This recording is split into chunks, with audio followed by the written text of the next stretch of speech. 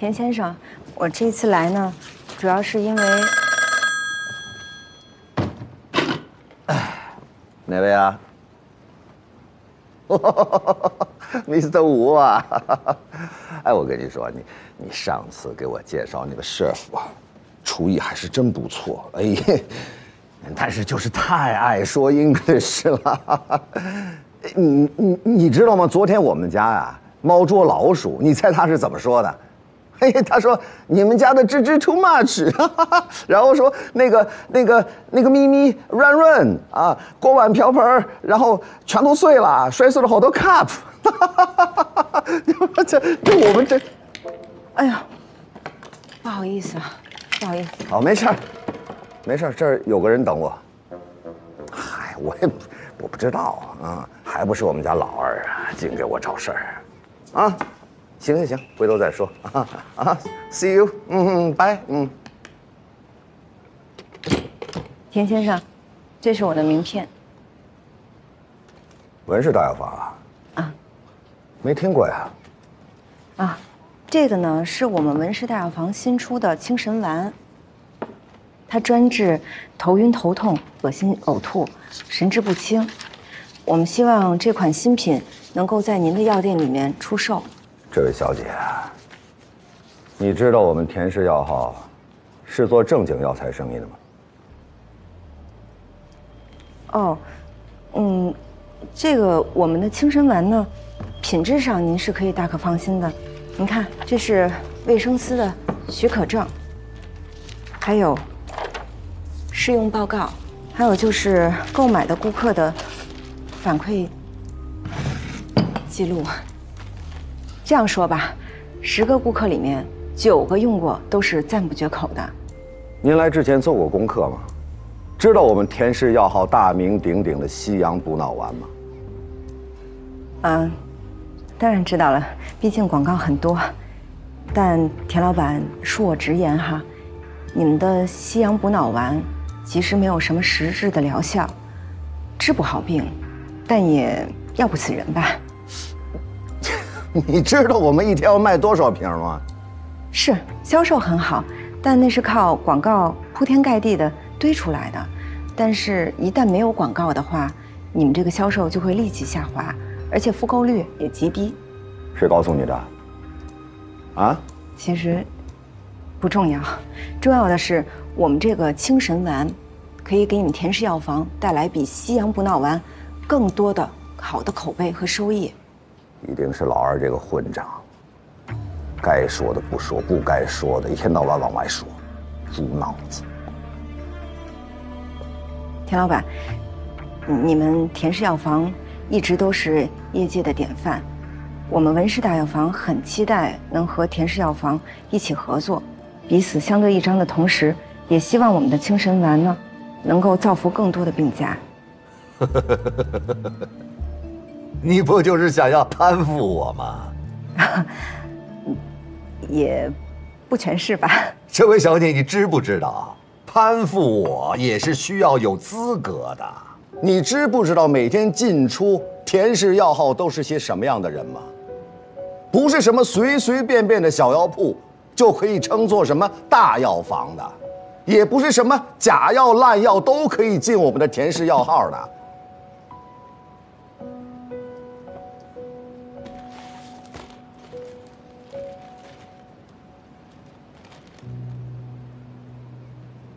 那田老板，您看这样行不行？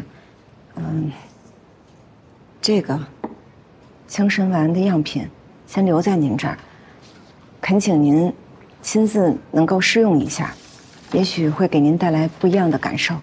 啊，行了，我知道了。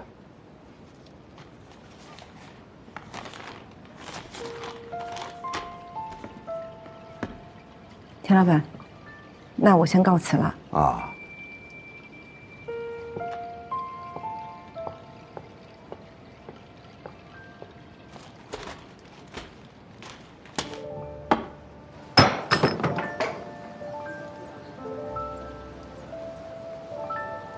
哟，韶华来了，夏老板，没等太久。文之秋，啊，坐坐。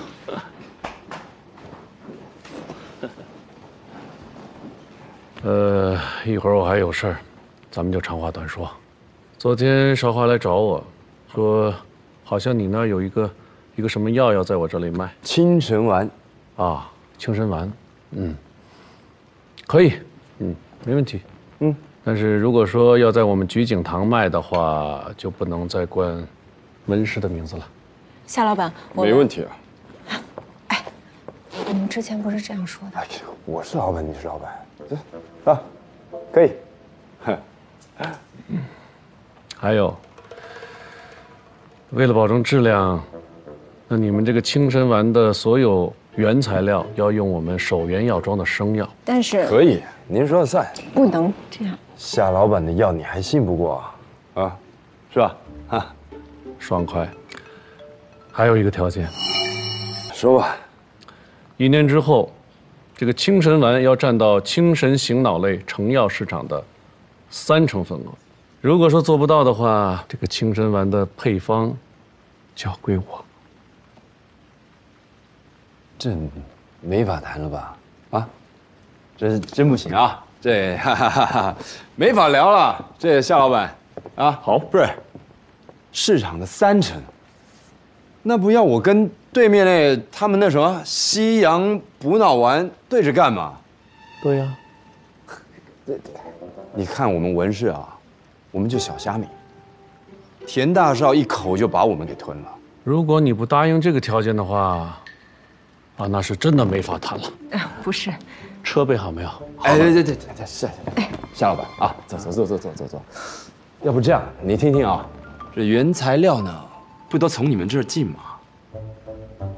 你呢，按市场价降30%给我，那这样我就能降价，打不赢他，我也能让他难过。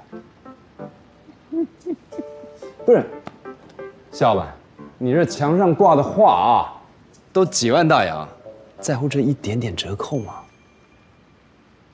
好，你再给我让1成，2成。行吧，那就这样吧。哎，夏老板，这样，你再给我10万大洋。我给你10万大洋，这10万大洋我不白收，我给你文氏大药房1成的股份。您那文氏药房值得了100万大洋？哎，我都占市场的30%了，不值吗？再说，有了这10万大洋，我不只让他难受，还让他痛苦。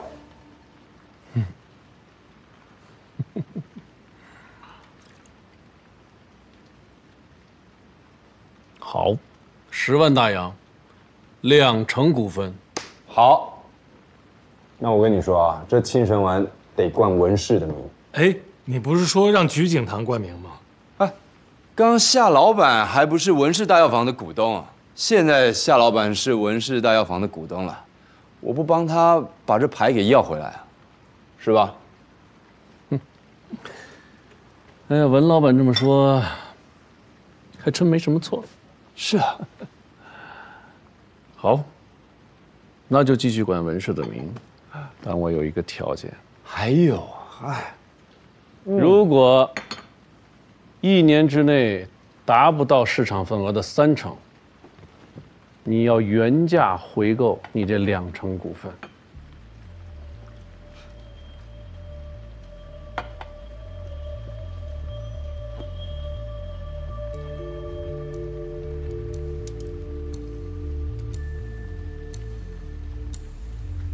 真会算啊！你也真会借力啊，夏老板。文老板。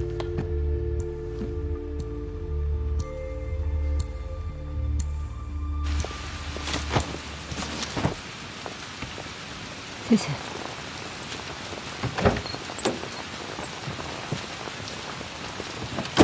谢谢。我已经将那份申报派人送回山西了。哦，严督军生平最恨的就是贪腐。你等着吧，不出3天，某人就得灰溜溜的收拾行李回家种地了。那兰主任，咱们之间的合同签，立刻就签。那就谢谢兰主任了。哎呀，我也得感谢你呢，竟然想出这么一招。什么招儿？不是你把他们私底下的交易捅给记者的吗？我还以为是你干的呢。不是你，怎么会是我呢？那会是谁呢？管他是谁呢，生意能做成不就行了吗？对，说的对啊。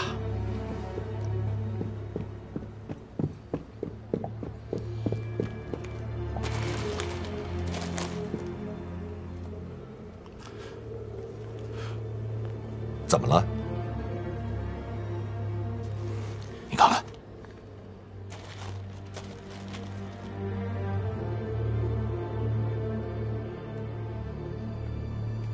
夏元这王八蛋，哎，他给我来这招啊！这面粉你试试。确实啊，挺滋润的，水灵灵的是吧？你们陈记药铺的大少奶奶在吗？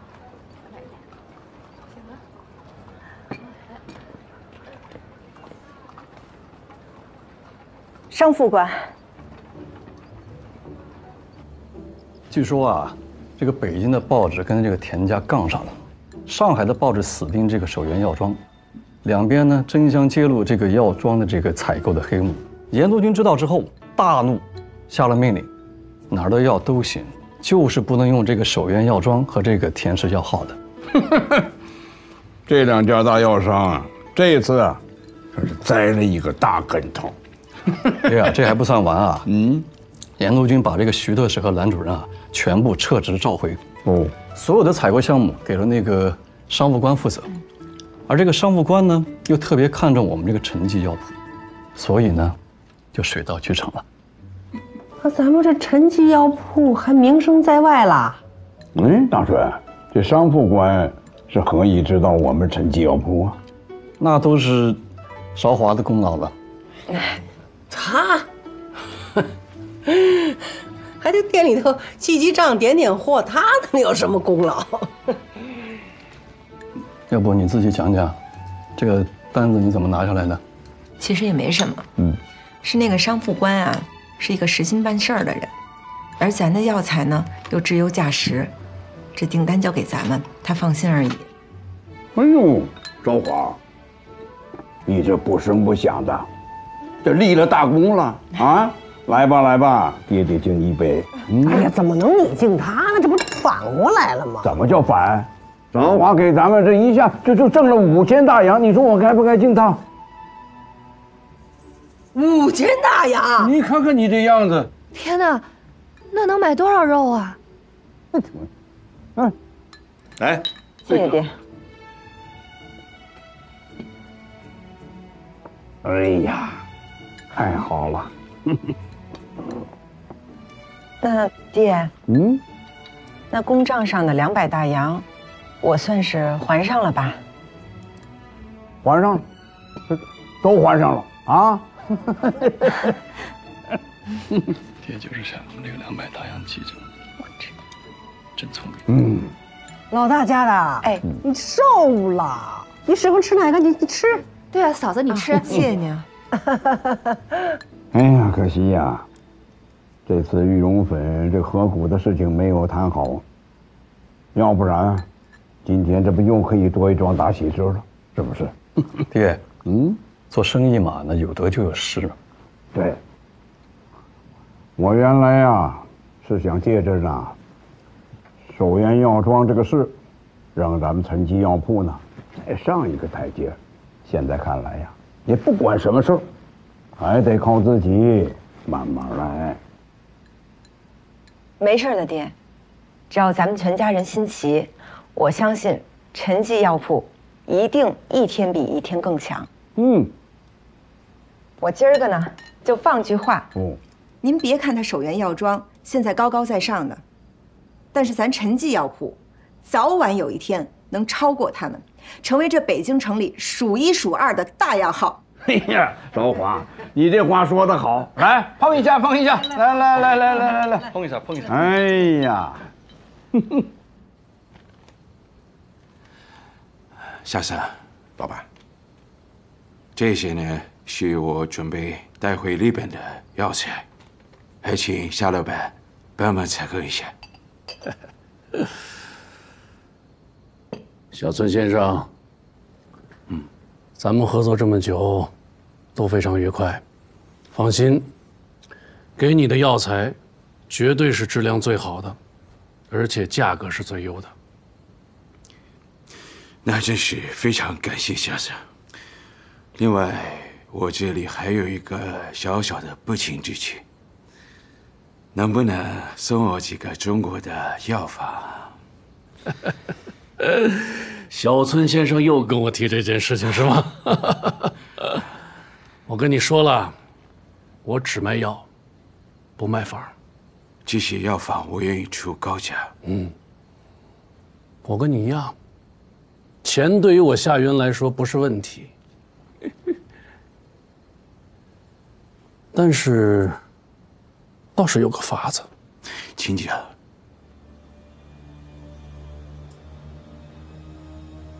你把小村制药的秘方给我，我就给你我的方子。哎呀，夏生，你开什么玩笑？那所以说嘛，既然这样，那夏生，我先告辞了。合作愉快。送小村先生回客栈。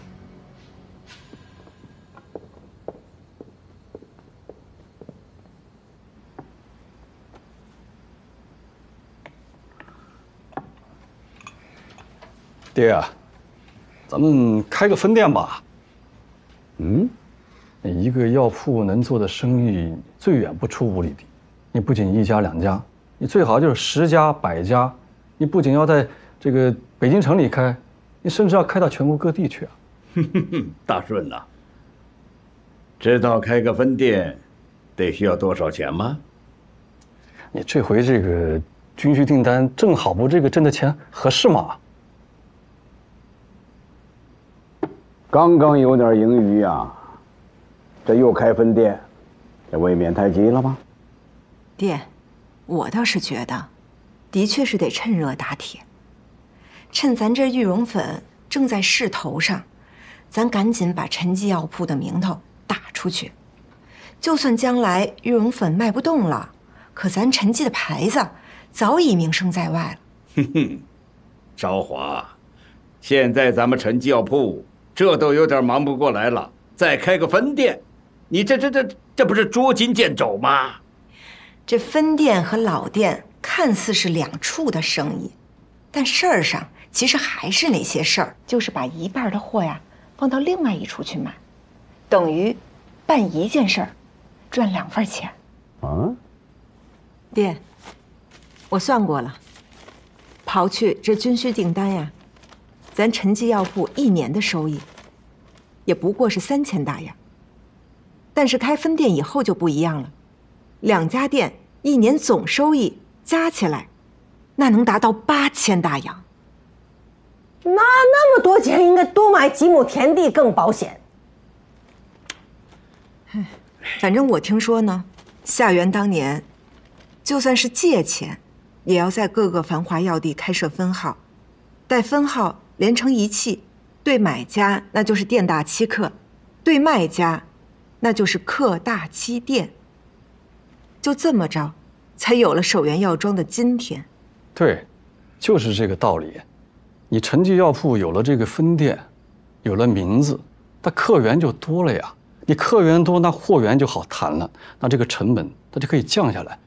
你成本降下来了，那挣的钱不就多了吗？说说吧，到底怎么回事？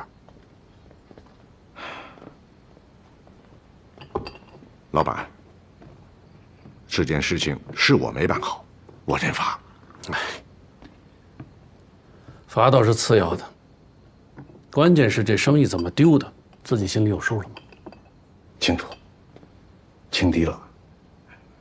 只顾应酬徐特使，却没料到，这田大少的手段竟然如此下作。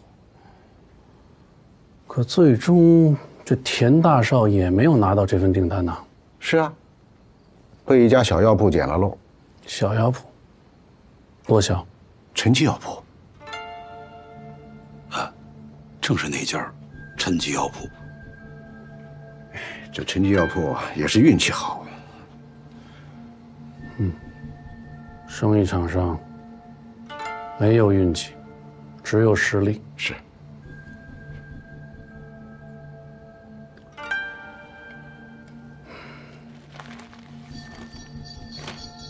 这些都是你指使人干的？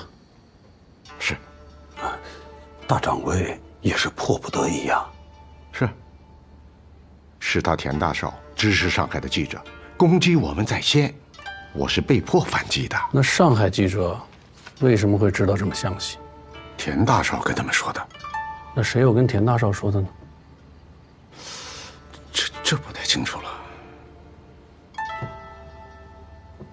你跟徐特使之间的往来，除了咱们自己人之外，还会有谁知道？也就只有八大胡同的几个人知道。八大胡同，当初羽绒粉就是从八大胡同搞出名头的。正是。老板，你是怀疑这件事情是陈记药铺干的？不值得怀疑吗？最终的受益者可是他们呀。既然你们都看好，那就开吧，啊！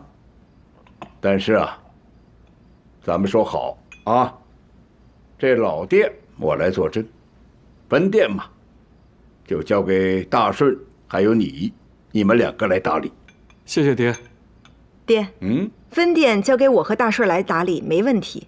但我还有一个条件。什么条件？我和大顺要分店的50%股份。什么？我跟你爹还没死呢，你这要分家吗？娘，不是分家，是把家里的账目算清楚。你算清楚吗？你凭什么要股份呢？这些年来，别的不说，光玉绒粉这一项进项就占陈记药部的1半收入，还有这军需订单也是我拿下来的，这才有开分店的本钱。所以我和大顺要50%的股份，并不过分。什么是股份？你爹给没给你20块大洋当奖励呀？大顺2顺都没有，你要什么股份呢？娘，柜上的伙计他傻干活不动脑子，每个月还有薪水，年底还有分红，这1年下来还不止20个大洋吧？听见了吧？这嫌你给他给少了。爹，我可不是嫌这钱少啊，我就是想要一份看重。我愿意付出，也愿意为这家里挣钱，但这一切都该有个名目。你是陈家的媳妇儿，你要什么名目呢？老板，我倒想起件事。大掌柜和徐特使第一次见面那天，陈记药铺的人也在六国饭店。另外，他们那位大少奶奶对咱们拿军需订单的事，也表现出了特别的关心呀。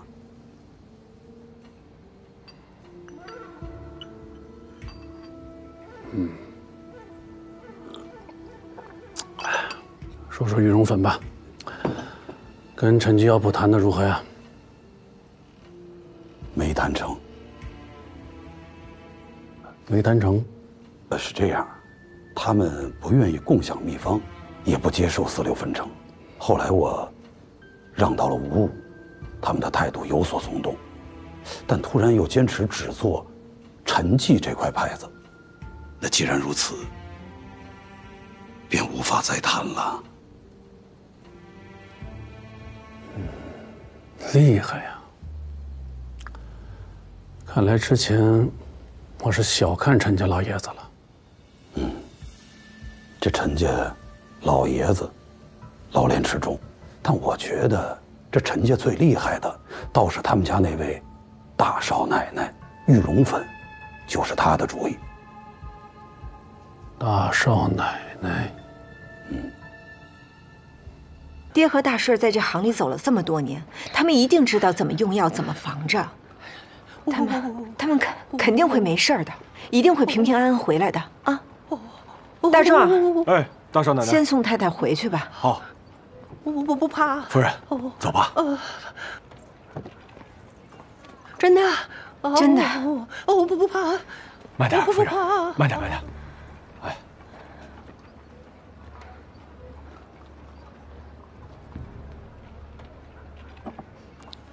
小石头。哎。你去给我估辆马车，我想去山西。啊？您要亲自去啊？对，我放心不下。不，千万使不得呀！最近山西的路都封死了，您根本进不去啊。就算您进去了，那万一染上鼠疫怎么办？可我也不能这样什么都不做呀。去吧。大少奶奶，您去了也什么都做不了，还不如先在这儿把太太稳住，把药铺照应着。再说了，那分店开业还有一摊事儿呢。就现在这样，分店还能开业吗？细水游鱼往荆起，越过龙门龙飞升。杨柳三尺金线垂，桃花万朵芳线能。啊，这个坤为地，为顺；兑为泽，为水。水泽遍野，意味着家业顺遂，财运亨通啊！施主家人必定丰胸化吉啊！你可看看什么时候能回来呢？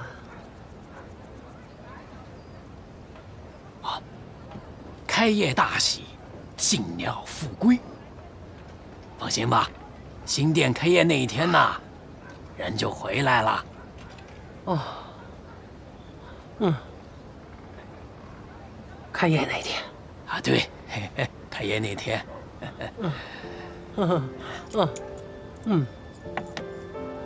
哎，慢走啊！好。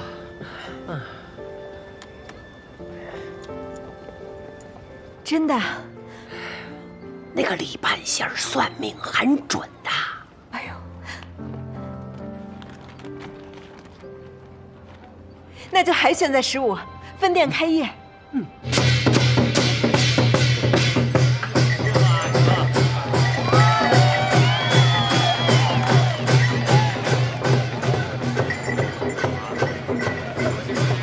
哟，左老板，王老板，恭喜啊！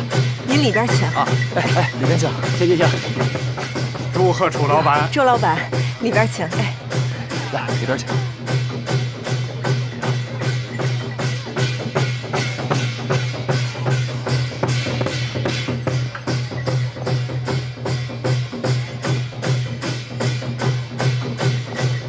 大少奶奶，哎，什么时候接盘啊？再等等。再等就要错过吉时了。大少奶奶，哎，魏老板来了。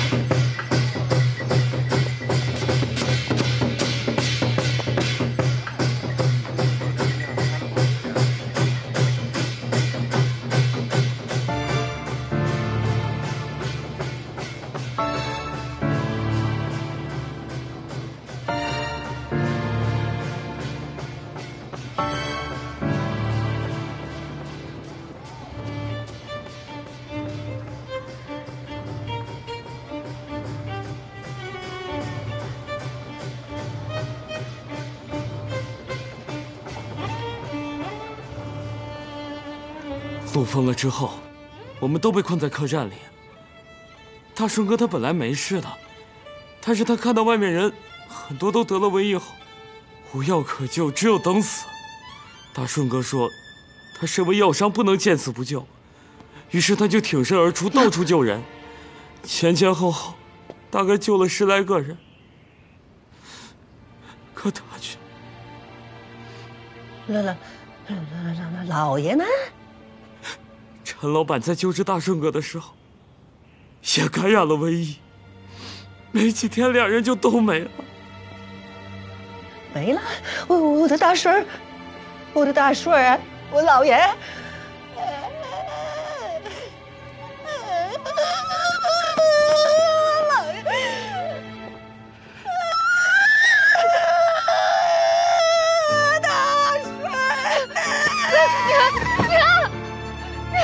太太，太太，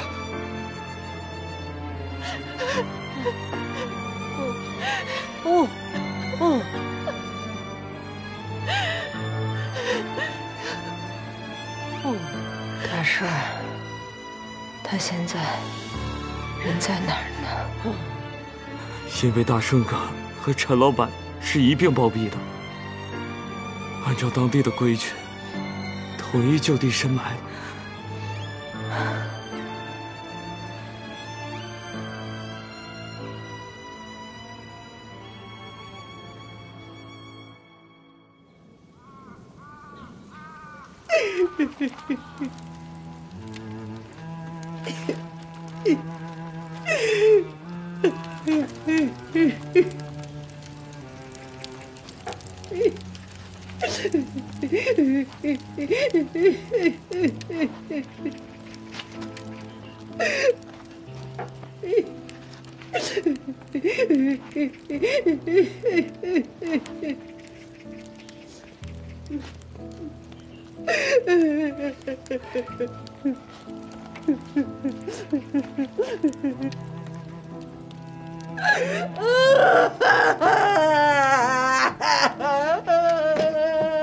我怎么活？大孙儿，大少奶奶，前来吊唁的宾客，您看怎么安顿？西店和老店都通知了，但是有批货这2天要送，您看派谁去啊？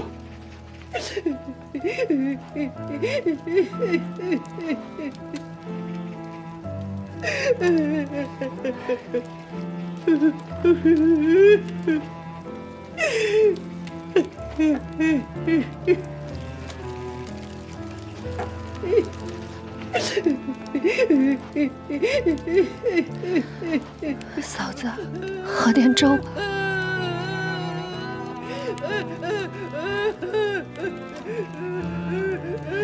你都1天1夜没吃东西了。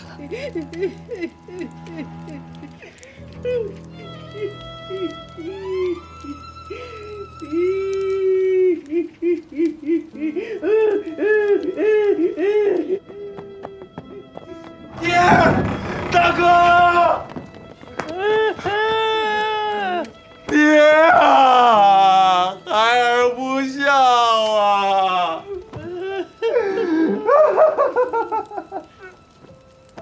大哥，做弟弟的没用啊，做弟弟的没用啊！我要是能为你们分担一点点，你们就不会这么走了。我错了。二婶回来了，娘想你啊！娘想二婶啊！娘想你想得好苦啊！娘，你别害怕啊，老二在这儿呢啊，别怕。娘，大姐，二婶懂事了。大嫂，是从今往后，萱萱就是我的亲闺女，我会好好的疼她。我的婶懂事了。娘，我再也没有爹了。大哥。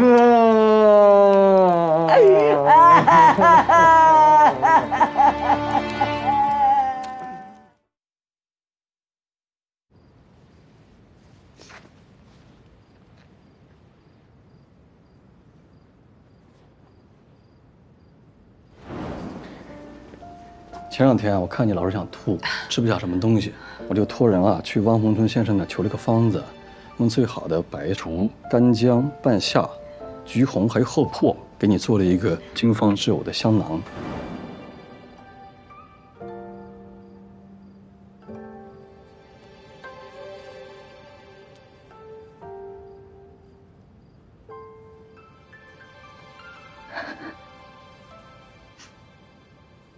大少奶奶，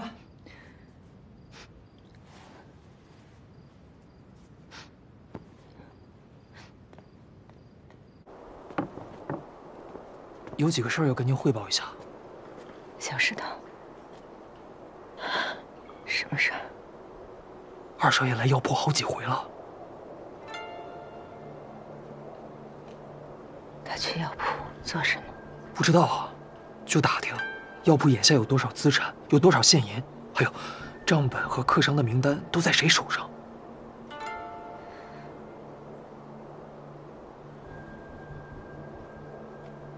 你等我一下。好。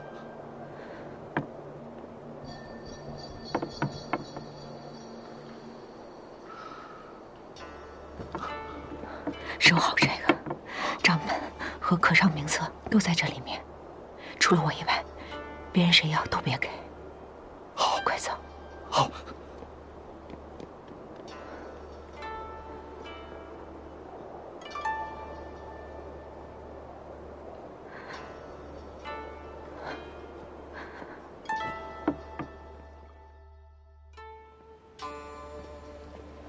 宋平，宋平，嫂子，哎，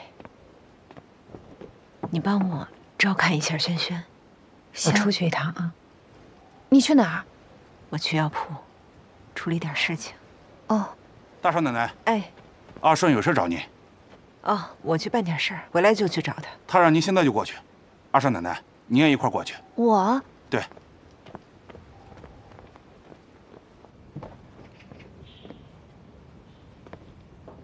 娘。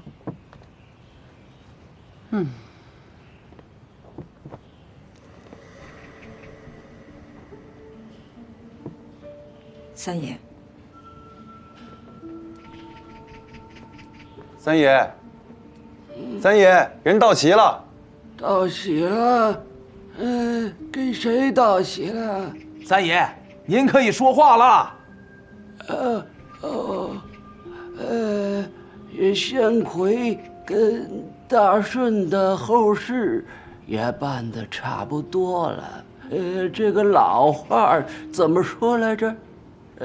国不可一日无君，这家呢，不可一日无主。按照陈家祖制，接下来由二顺当家。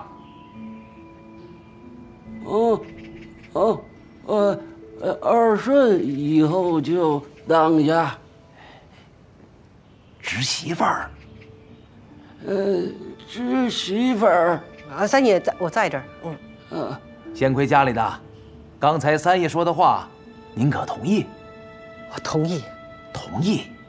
同意。那以后这个事儿就这么定了。我不同意。你是大顺家的，这儿没有你说话的份儿。三爷，大顺虽然走了，但这个家，他还是有一半的。您既然说我是大顺家的，那我就代表大顺，也应该当这一半的家。一个女人家，当什么家呀？爹在的时候，陈家药铺老店我都能说上话，这分店也是由我来打理。您说我凭什么不能当家？大顺家的，这个家如果没有男人，那另说。可现在二顺还在呢，让他当家，那是天经地义。嫂子，我当了家以后啊，绝不会亏待你跟轩轩，这你放心。二顺都表态了，你还要怎么着？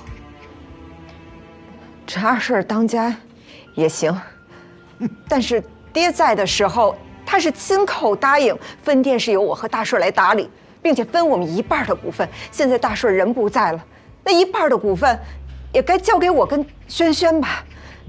所以分店打理，我觉得应该交给我。还有这事儿？你们吵啥呢？娘，爹定这事儿的时候，您也是在场的，您说说，我说的是不是都是实话？我不知道啊。我怎么知道呢？您不知道？我是个妇道人家，你说这个生意上的事儿，我也不懂。我不记得他们。娘，爹和大帅的头期可都还没过呢，您可不能这么昧着良心说话，他们会死不瞑目的。这怎么跟娘说话呢？娘，这药铺生意上的事儿，它可不是小事儿。二顺什么品行，您是最清楚的。你不能被他的话给蛊惑了。我什么品性啊，楚韶华！自从你嫁到我们的陈家，你仗着大哥宠你，你是处处与娘作对呀。娘是看着大哥的面子，他忍你让你。当然，我以前呢确实也不懂事儿，可是，一夜之间我长大了。我告诉你，打今儿起呀，不能容你再猖狂下去。娘，你说句公道话，爹是不是答应过分店由我和大帅来打理，并且有50%的股份？没有的事儿。宋平，你当时也在，你告诉大家，爹怎么说的？你听到什么你就说什么。那天，爹确实什么？你敢？宋平，你说。我忘了。宋平，宋平，嫂子，你别逼我。你说，我什么都没听见，我真的什么都没听见。